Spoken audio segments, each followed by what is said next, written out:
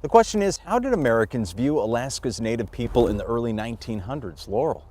Well, for generations, white people looked upon the natives as savages. They were not citizens of Alaska.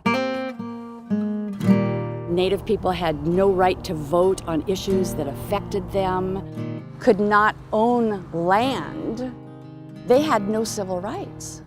In fact, the mining law of 1894 stipulated that only two groups could stake claims, and that would be U.S. citizens and immigrants in good standing, which usually meant white people. So could Alaska Native people find work in these times? More often than not, there were white hire preferences in businesses, government, and communities.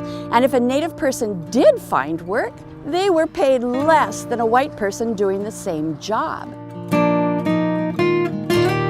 A Native person could not testify against a white person in civil court.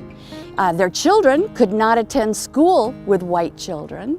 And there were signs in many communities, white-only sections. So how did the Alaska Native Brotherhood bring about change? Well, the forward thinkers of the Alaska Native Brotherhood realized that the only way to get natives ahead was to get educated and then play the game of the white man.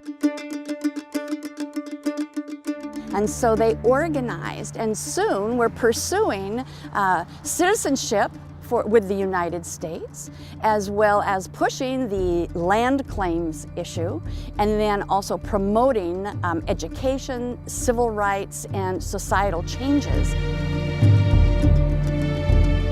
And after just 3 years, the Native Brotherhood was successful in getting the Native Citizen Act. However, it did have restrictions. A Native could only become a U.S. citizen if they passed a literacy test, that they shunned the ways of their ancestors in favor of Western ways, and also they needed to have an endorsement from 5 white men. Now, the 1940s, finally, they ended up getting the right to become U.S. citizens without any restriction. But what about land rights, Laurel? That took a while longer, but in 1971, with the passage of the Alaska Native Land Claims Settlement Act, they finally got their land rights.